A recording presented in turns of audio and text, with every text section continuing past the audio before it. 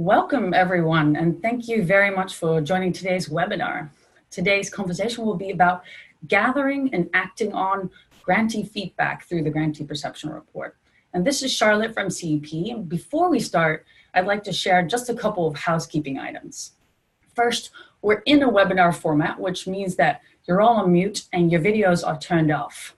But if you have any questions at any point during the webinar, you can use, and I really hope you do, you can use the Q&A box in your Zoom control panel at any time and just type your question, and we'll answer your questions during the discussion with Tim and Lee, and also make sure that everyone gets an opportunity to join the discussion.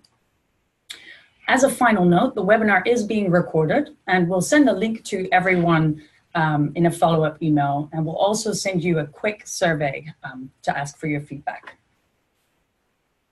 With that, let's jump in. Just to briefly introduce myself, my full name is Charlotte Brugman, and my role here at CEP is to work with funders in the US, in Europe, and all over the world through our assessments and advisory services, including the Grantee Perception Report. And I'm excited to announce that in 2019, CEP will double down on our efforts to support international foundations all over the world, but particularly focusing on deepening and expanding our impact in Europe. And from January next year onwards, I'll be leading that work from Amsterdam, my hometown.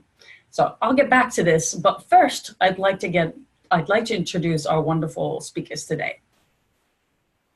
I'm delighted to be joined by Tim Wilson, Funding and Social Investment Director at City Bridge Trust. Hi, Tim. Hi, Charlotte. Thank you so much for joining us today, Tim. City Bridge Trust actually received its second Grantee Perception Report in 2016. And today, Tim will share some of his thoughts about how City Bridge Trust has used grantee feedback to learn and improve. Thank you again for joining us. I'm also really excited to be joined by Lee Risby, Head of Effective Philanthropy at C&A Foundation. Welcome, Lee. Hi, how are you doing today? Very good. Hi, thanks for joining us. And the CNA Foundation received its first Grantee Perception Report in 2016 as well. And we're currently preparing to launch their second grantee survey at the beginning of next year. And today, Lee will share his thoughts about how CNA Foundation has made change on the basis of feedback from their partners. Thank you so much for joining us. And this is our agenda for today. And to start off, I'll just take a couple minutes to tell everybody a little bit more about the Grantee Perception Report. But of course, I'd like to spend the majority of time hearing from Tim and Lee directly about their experience of receiving and acting on grantee feedback. So we'll come back really shortly for the discussion with Tim and Lee.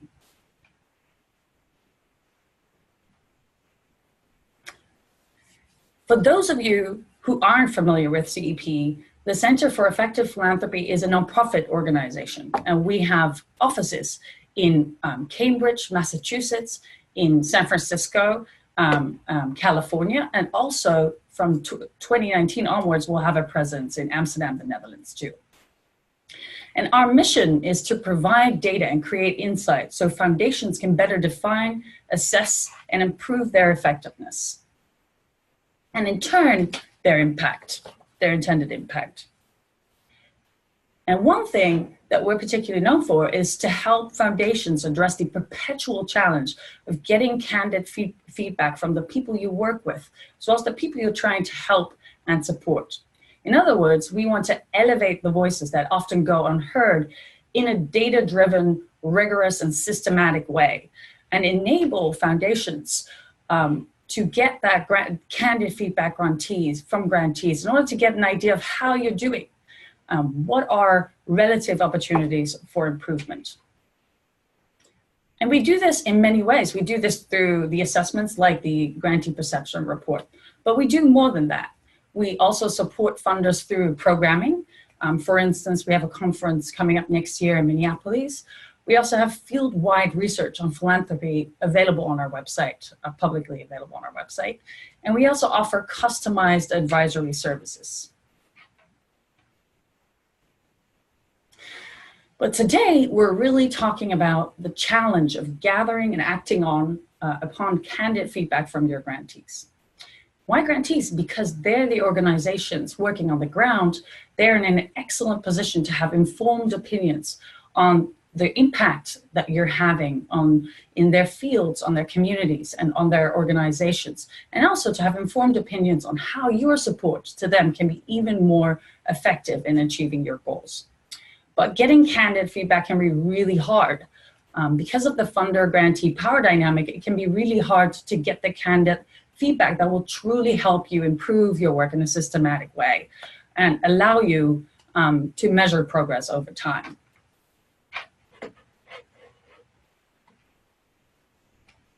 But this is where the Grantee Perception Report comes in. Asking your feedback via an independent organization that's trusted through a customizable survey that can ask for feedback in a rigorous way and compare the feedback to feedback from grantees and other funders will help your foundation develop a better understanding of what's going really well and where are there relative opportunities for improvement.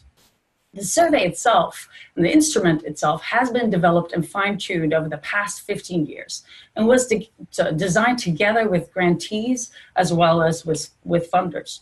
So the survey, of course, is driven by our field-wide research, but more importantly, it's also driven by what we hear from grantees and funders, what you tell us are the most important topics related to your work. So what are some of the themes that we've heard funders struggle with getting feedback on? Well, first, how do grantees perceive the impact that you're having on their fields, their communities in which they work? How do they perceive the impact you're having on their organizations? And how well do you understand the challenges that they're facing and the beneficiaries and your beneficiaries' needs? Second, how do your grantees experience your processes? What's helpful and what's less helpful? Of course, your relationship with grantees at the heart of that partnership. How approachable do grantees think your foundation is? How comfortable do they feel approaching you when a problem arises? How responsive do they think your staff are? And how transparent do they think your foundation is? Of course, we know that despite common themes, many aspects of your work are truly unique. And it's really important to us that CEP works really closely with each foundation to understand your unique context, your unique strategy, and your goals to help us first to allow to design custom questions that are particular to your foundation, but also on the back end when we receive your results to help contextualize your findings. We share your results through an interactive and secure online system. And this allows you not only to toggle and play with your data, but also to compare your foundation against different groups of funders, as well as segment and analyze grantee responses by, for instance, program area or geographic area, or to track and measure progress over time. And the standardized survey includes both closed and open-ended questions, so you receive a mix of quantitative and qualitative feedback. And within the online report, you also receive a narrative memo synthesizing your key findings and also sharing actionable recommendations based on your data. But what's truly unique about the Grantee Perception Report is the ability to meaningfully benchmark your foundation against feedback from other funders. And our comparative data set includes feedback from more than 80,000 grantees and 300 foundations. And what we found across our comparative data set is that the experience of receiving a grant is inherently so positive that whichever rating scale we give grantees, they tend to rate in the top half. So without any meaningful comparison or contextualization, it's really hard to know what it means, and it's really hard to interpret the feedback. It can, if you will, create kind of a positive bubble. So placing responses from your grantees in the context of responses of grantees from other funders will help guide your understanding of what are real opportunities here, what is there to really celebrate, but also what are some real opportunities for improvement. And some people think we only work with big US-based funders, and this is not true. We do much more than that. In fact, foundation giving in our comparative data set has a huge range from less than 300K in giving to over 2 billion in giving. And we've worked with more than 25 foundations internationally, with grantees based in more than 150 countries. The majority of them are based in Europe. We know that having a critical mass really matters, and we feel confident in the helpfulness of the European comparative data set. That said, we also know that having an even deeper set of examples and comparisons will make the Grantee Perception Report even more useful to you. And we're eager to learn from more and hear from more European funders in order to make the data set even richer. And that's why I'm so excited to lead this work next year, starting in January 2019, and to be based in Amsterdam, Europe, which means hopefully it's closer to you, it's a short train or plane ride away, and hopefully it will make it much easier to come and meet you in person. So, but enough about me. I'd love to turn now to Tim and Lee to hear more about their experience directly.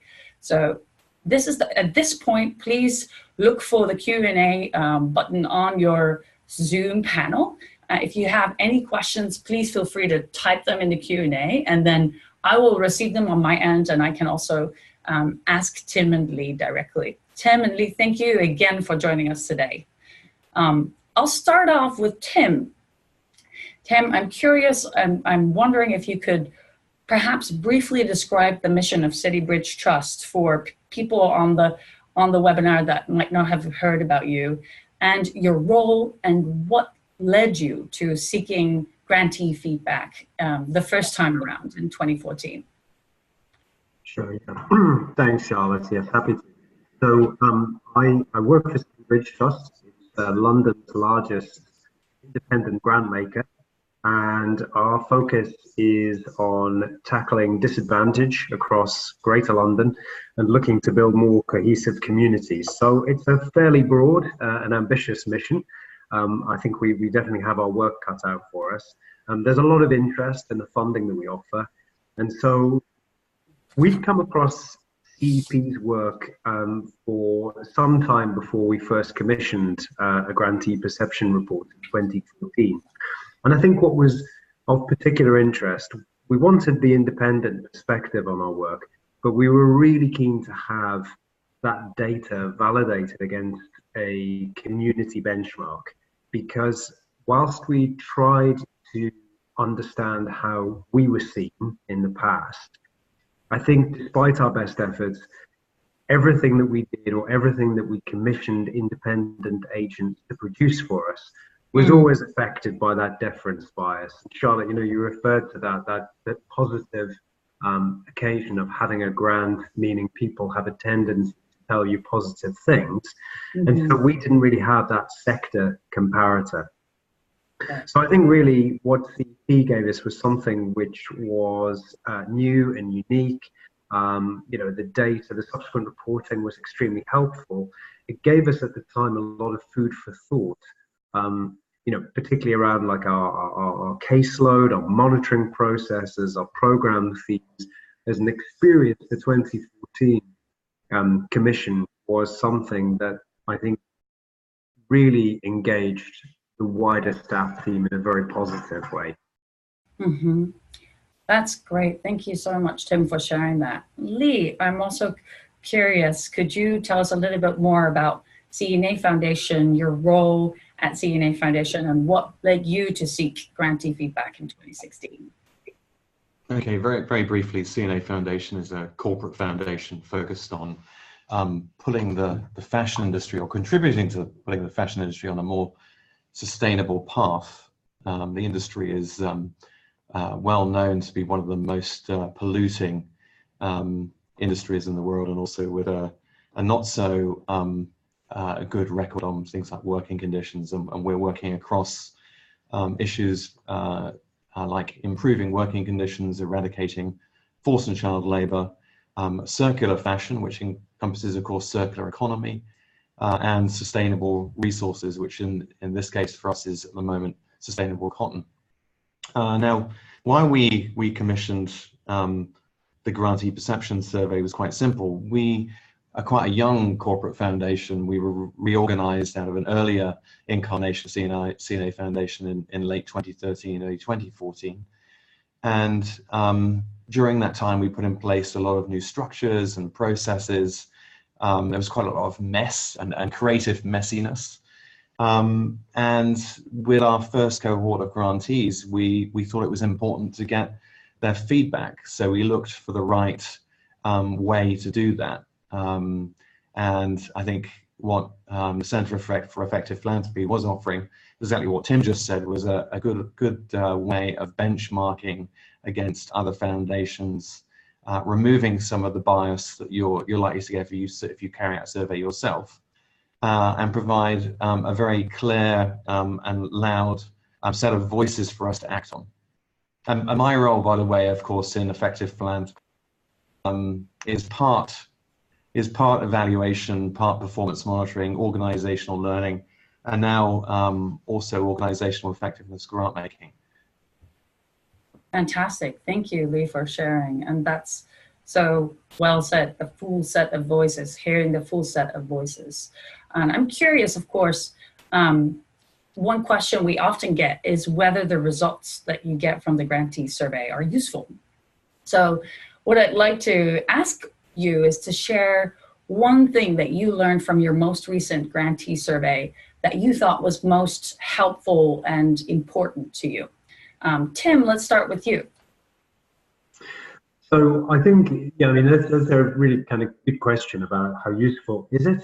And we recommissioned CEP to run another Grantee Perception Report for us in 2016. And we did that because we then wanted to feed those results into our strategy for 2018-2023. I think when we did the 2014 study, we were interested, but we didn't necessarily have a real home for all of the learning that came from that GPR. When we reran it, or rather when CEP ran it in 2016, then there was a definite home. And I think, one thing particularly, which I would pick out that we really then practically applied, more of the grantees that you spoke to said that they wanted core funding and they wanted longer term funding. And we introduced both those changes in our new strategy. So they were things that we directly acted on as a result of the learning that we got from the Grantee Perception Report in 2016. I mean, there's many more as well, but it's kind of big issues that we then acted on and had the validation to take to our board to say there is evidence of definite demand here and this is independently verified. It was really useful. That's great. Thank you so much, Tim. And I'm really curious what your grantees thought when you did that, but I want to make sure that we also turn to Lee. But before I do so, I just want to encourage everyone on the webinar to ask questions and type questions into your Q&A box directly, and I'll make sure to address Tim and Lee with your questions. But Lee, just to repeat the question, if you have to share one thing, I know there's a lot of data that you get in the Grantee Perception Report, but just one thing that you thought was most helpful or important in terms of what you learned from your last Grantee Perception Report, what would it be? Well, one word actually I'd probably boil down to, which is listening. Listen to your partners. Actually, and we changed the way in which we speak about grantees. We realized actually they're partners with us. So partly, I think it's a kind of cultural change, actually, and trying to remove and break down some of that power dynamic that comes up when you're giving money to another to carry out work, very important work, and to see that as not as our work and not have a kind of, I think, a service relationship between a grantee and a funder, but a real relationship, a partnership. And that's been actually quite important to us, and we've acted on that because 2 weeks ago we had our first all-partner meeting, and there are, you know, 80 odd of our partners were called together to really help us kind of co-create and give us inputs into our next strategy for 2020, 2025.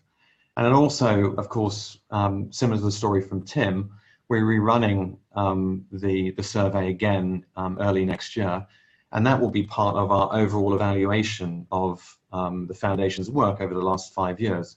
Obviously, we have a very formal evaluation of that, and then we've got the Grantee Perception Survey as well.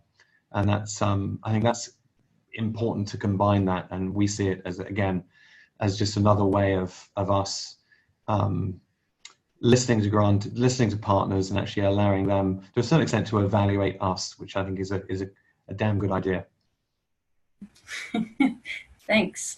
Thank you, Lee, for sharing that. I think it's so interesting to see, and I think your stories illustrate that, is that it's the results that one can have from the Grantee Perception Report can be extremely different, and how you act on the results can take a completely different form from your grant making strategy to a culture change in terms of how to listen to grantees. So thank you both for sharing that. I'm getting a question from the audience, so let me just take a second to read it and see. Right. One question is, Tim mentioned core and long-term funding as a change that he made, and it's not surprises that grantees wanted this more committed report. So was most of the feedback about the size and type of grants that CityBridge Trust gives? Tim, question for you. So I think, you know, we have, since we started grant making in '95, awarded the majority of funding as revenue for specific services. And there's been a huge amount of change in the UK with the withdrawal of statutory bodies from certain areas of civic life and the demand that's placed on charity. I think from that, the request for longer term funding and for core funding, it was more in the sense of stability and assurance to the organizations we work with. I mean, I was taken by, you know, Lee's point that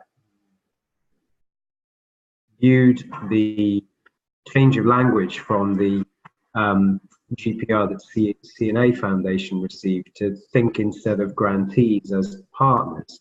In a similar way, you know, that request for core funding, longer term funding, that was a similar sort of issue for us. It was about trust, it was about having shared outcomes, a desire to work collaboratively to achieve common goals. And I think complementing that, people saw our role particularly as being able to take stock of a wider set of assets. You know, we have a position geographically in the heart of the City of London, huge financial centre, and we have the City of London Corporation as our trustee. It has access to, you know, significant soft power, and grantees were asking if we could use more of our assets towards supporting their work, towards their goals. So I think what we got were a number of different perspectives about how we could work collaboratively towards mission. And, you know, it wasn't simply a case of, oh, yeah, more funding would be nice and more funding for a longer period of time. It was very much with a particular purpose, and there was the nuance in the data and in the, particularly the qualitative information that we're getting back that really helped us with that. Great. Thank you, Tim. And I have another question from the audience, Lee. So I think you, someone is noting that you made a really interesting point about cultural change at the C&A Foundation, which can be really difficult. So I'm curious to hear a little bit more about how you went about addressing that internal change, and also what was, and then with grantees, and what was one challenge that you faced in that process? Lee.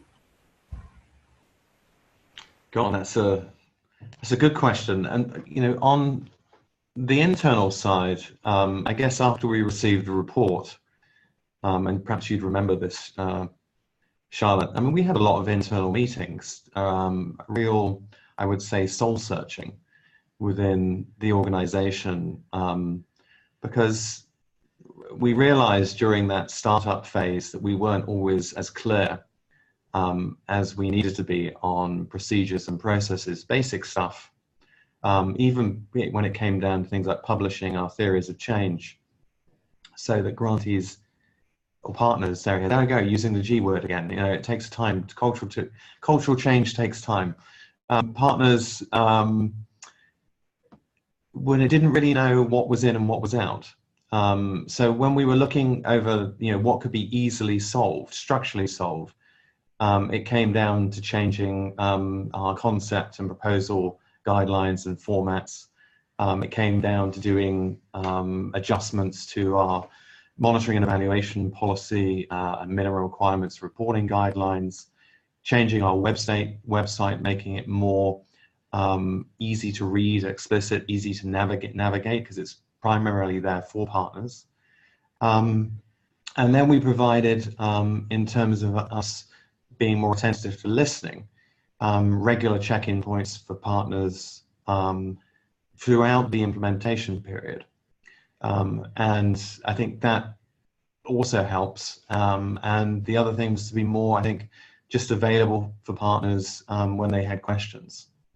And I think we've become, I think over time, a you know, not only a more listening foundation, but a more open foundation. And I think much of the informal feedback that I heard from partners just 2 weeks ago in Milan kind of echoed that they actually saw themselves really as partners now, and there has been a sea change in the way in which we've defined our relationships with each other.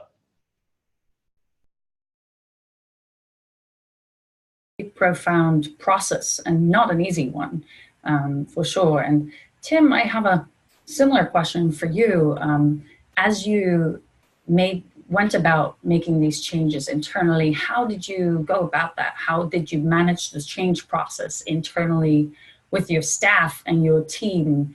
And what was one of the challenges that you faced in that process? So I think for any change, the challenge internally was, well, how do we stop doing what we're currently delivering?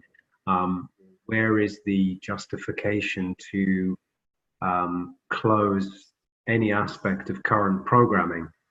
You know, I think because we have, since we were established, operated as a responsive grant maker, what's happened with each strategy review almost is we've looked at what we do. We thought, yep, there is continuing need for that.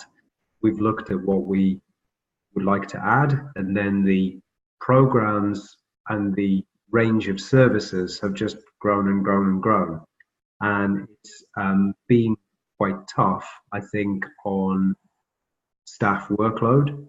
This was something which CEP picked up around just quite how many funding relationships funding managers held in comparison to their peers.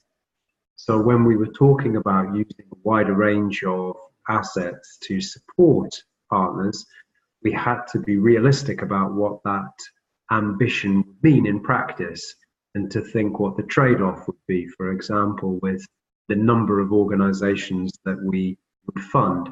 So for example, we're awarding longer-term grants, we're awarding larger grants to organizations, and therefore, because we have a finite pot available, we're awarding fewer grants. And I think having, first of all, the evidence to state clearly to staff and to our board, this is what is demanded by the organizations that we're looking to support, that can justify some of those harder calls where, you know, you're explicit that we'll focus, we're not going to try to spread ourselves so thinly that we support everybody. We will concentrate on delivering our funding with as much impact as we possibly can. So I think really that basis of evidence and data, and it being something which wasn't just purely sort of, our opinion based on what we thought from our engagement with the organizations we fund, but also what third parties were telling us about the needs of the wider constituency. That helped smooth some points which could otherwise have been quite sticky. Mm-hmm. I think you're already moving into the answer to a question that I wanted to ask you, which I'll come back to, and is about how you communicated the results of the survey, your next steps and action steps and your decisions back to grantees. But first, I have a questions from the audience, so let me just take a moment and read it out. So the question I'm receiving, which is, has CEP worked with foundations or organizations that fund grassroots or civil society grantees outside of Europe? And to what extent is a tool and approach like the Grantee Perception Report useful in hearing from organizations in unstable or under-resourced environments? So I can answer that question, and then perhaps Tim and Lee, you have thoughts about that too. But we certainly have worked with foundations that work with nonprofits and grassroots and civil society organizations in very unstable, under-resourced areas outside of Europe.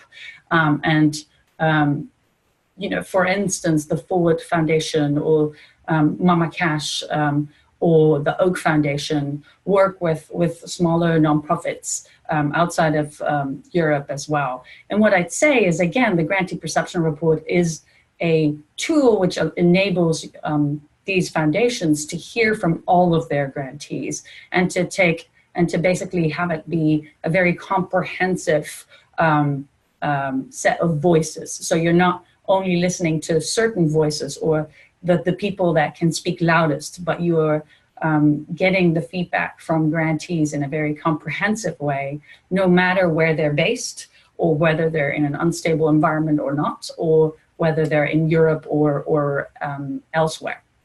So that would be my answer to that. Tim and Lee, I want to give you a chance. This was a question, I think, more directed at CEP than at you, but I'm just curious if you have anything to share. If not, no worries. And maybe Tim, any thoughts on that? I mean, I think, yeah, you said it really. Oh, sorry. Yeah, sorry. I was just going to say, is that okay? Now we can hear you again. Go ahead. Okay. I was just going to say, it's a source of data. It's, it has its limits. It has huge benefits. It isn't claiming to be a comprehensive information source that a foundation needs, but it's a very valuable one. And I think, although City Bridge Trust works in a stable environment, relatively speaking, although the next few months are likely to see a lot of change, what we get from a Grantee Perception Report, it's a snapshot of a moment in time. So that probably applies to everybody everywhere. That there's going to be different group of organizations in caseload at that point.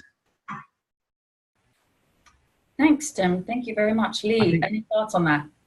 Yeah, I think, of course, we're working with partners in different, somewhat vulnerable situations in countries from the global south, like Bangladesh, in India, working on difficult issues like forced and child labor and working conditions. They're not easy to work on. And we also work with larger partners, of course, who are based in the UK or in the United States. And I think what the survey does is it provides a kind of equalization and kind of levels out any power dynamics, even between partners. They all have an equal voice. And no voice is given more weight than any other. And I think that's very important when it comes to the broad range of partners that we support and work with.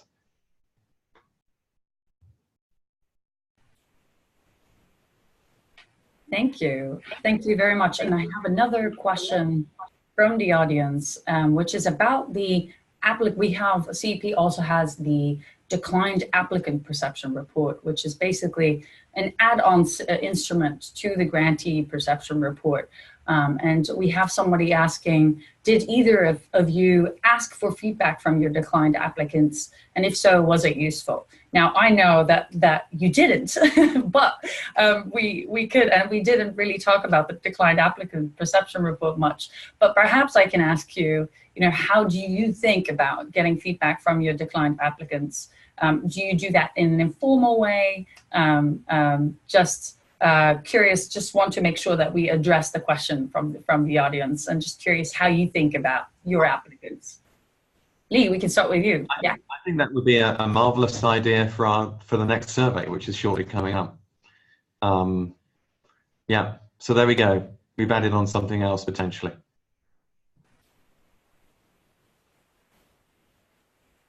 Tim, what do you think?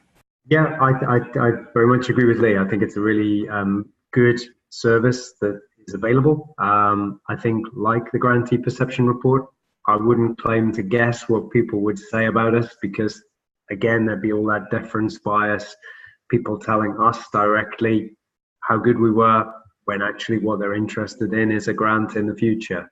So I think, a sense of an independent perspective on organizations who've been unsuccessful in raising funds could be extremely useful.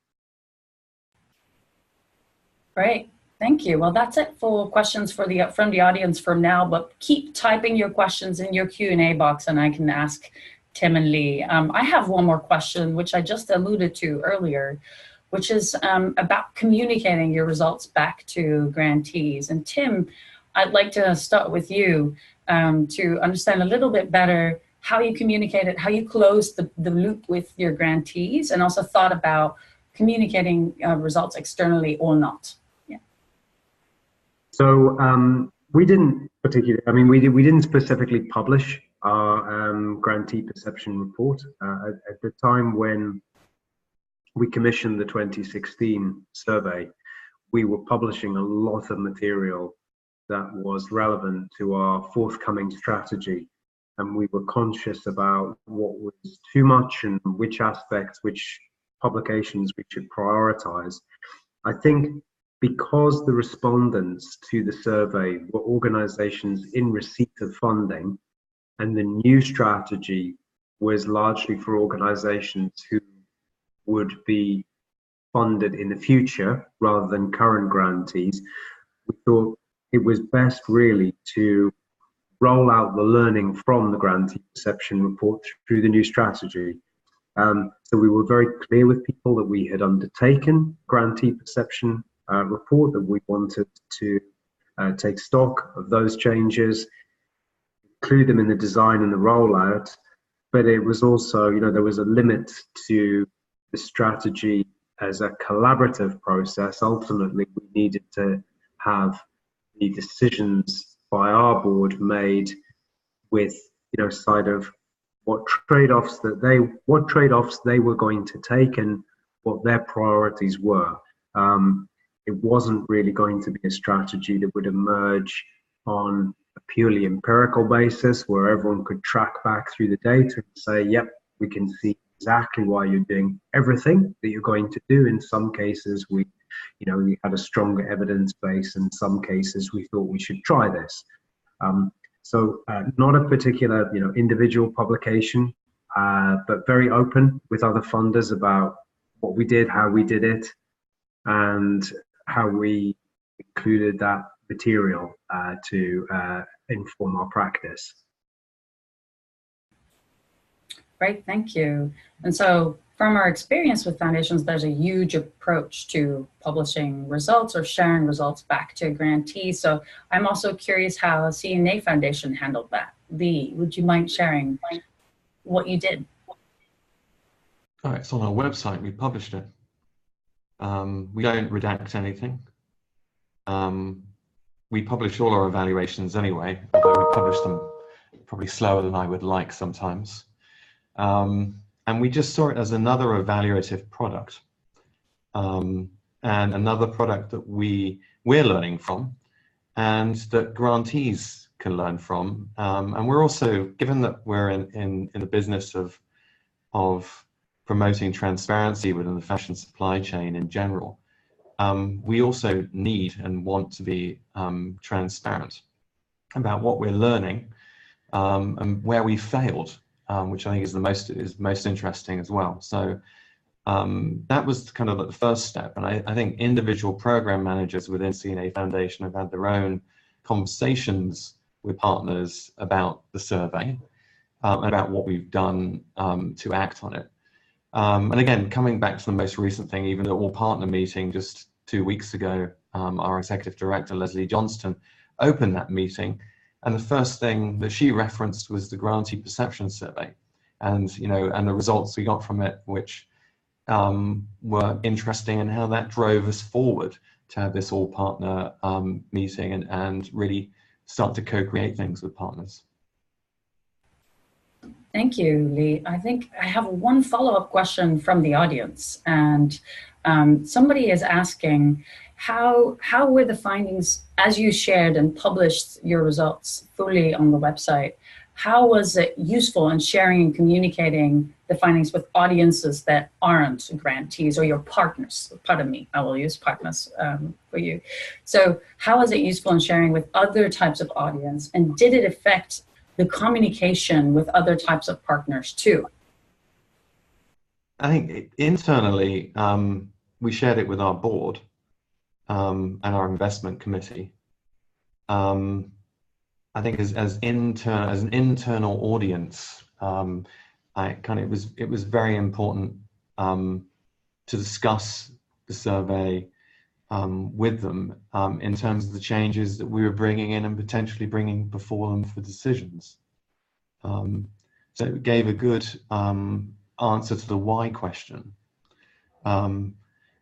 Externally, I can't really comment too much on other non-partners, in terms of non-funding relationship partners that we interact with, and in terms of how they perceived it or used it. I think again, it's when we published it on our website, we were also not just putting it there on our website and with no fanfare. We also always make sure that we were making sure that we were echoing that on our social media channels as well. So there may be others who've read and other foundations that pick this up, and I can't be specific on who.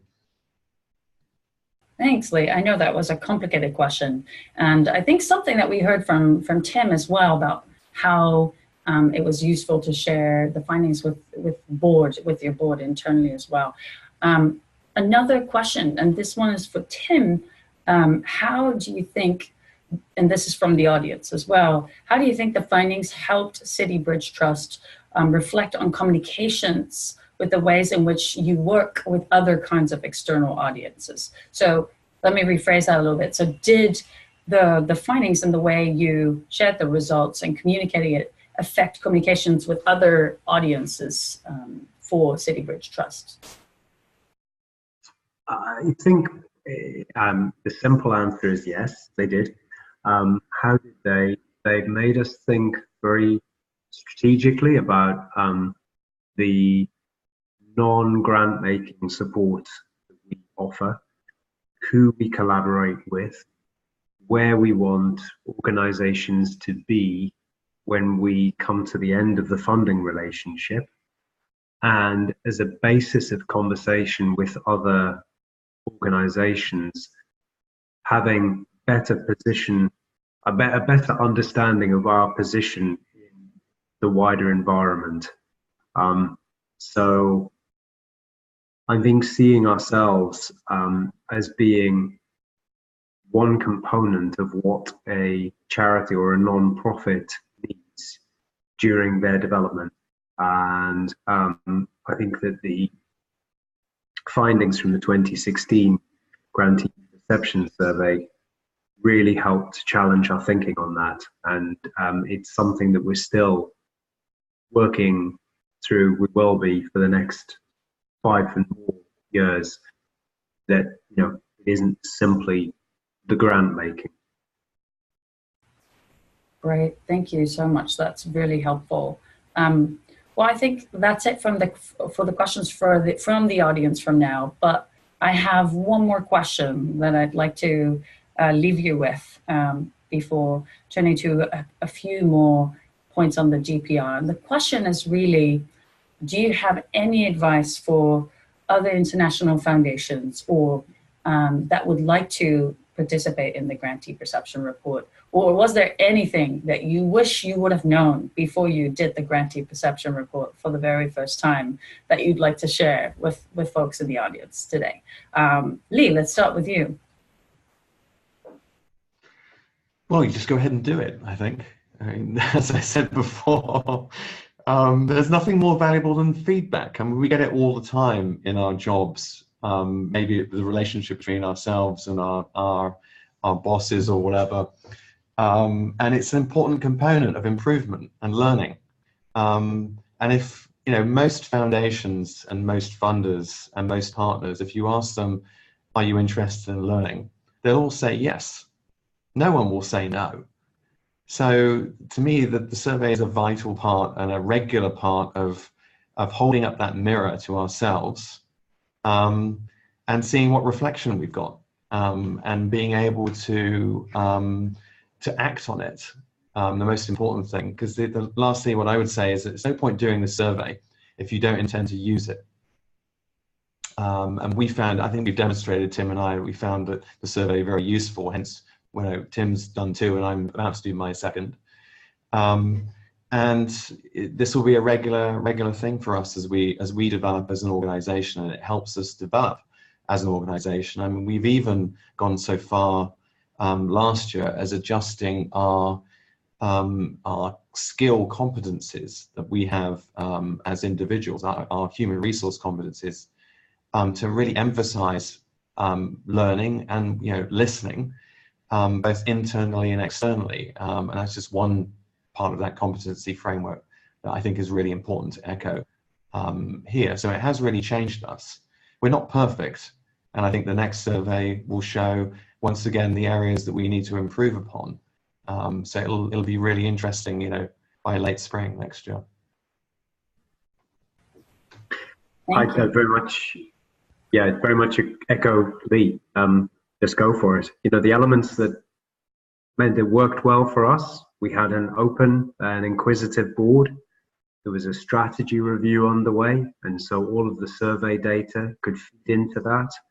The staff team was working through all of our forms, application, monitoring, and so forth as part of the funding review. So again, there was a general interest and appetite for change, and there was a home for the data, for the learning from the data.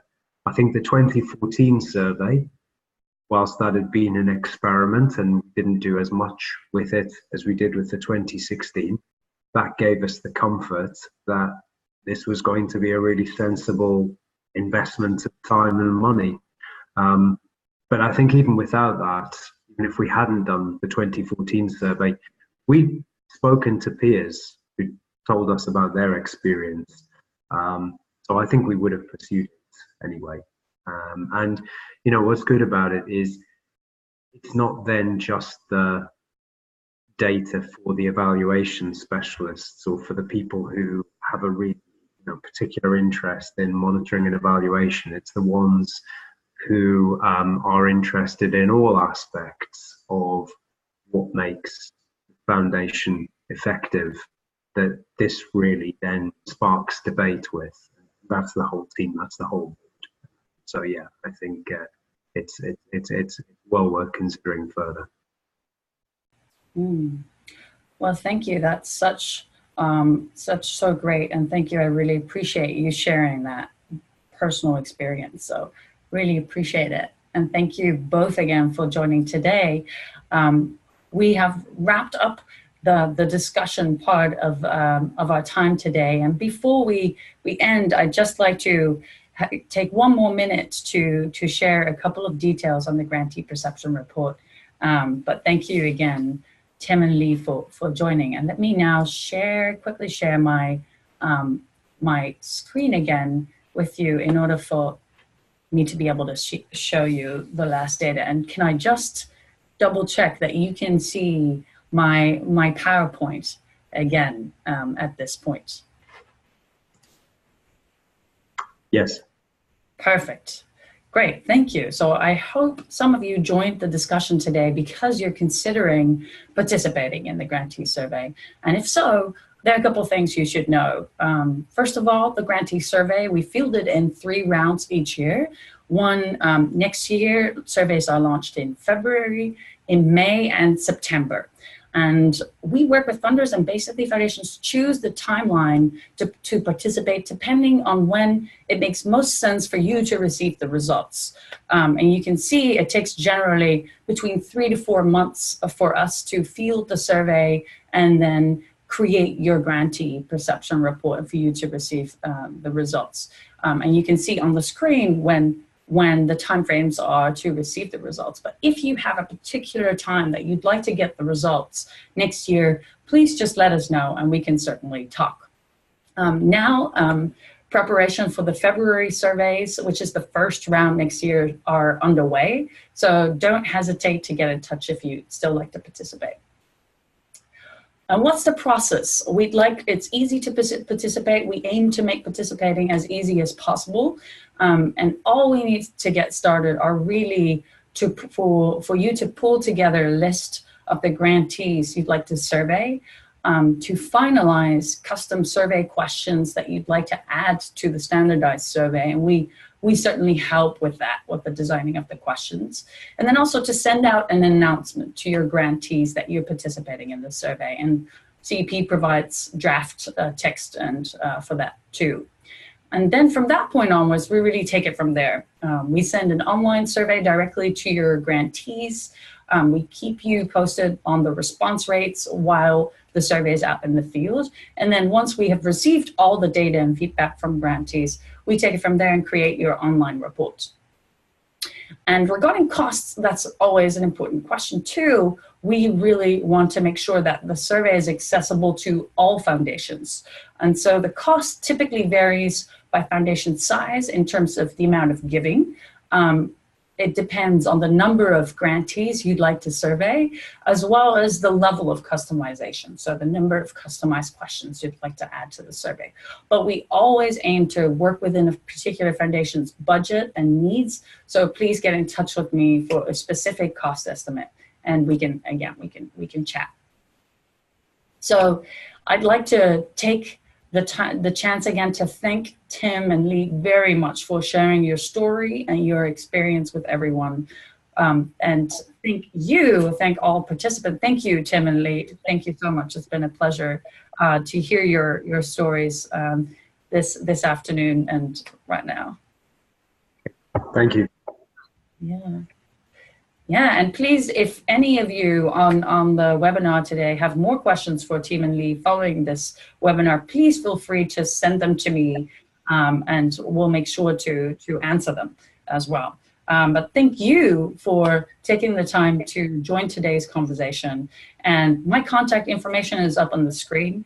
Please don't hesitate to reach out with questions, or if you'd like to chat.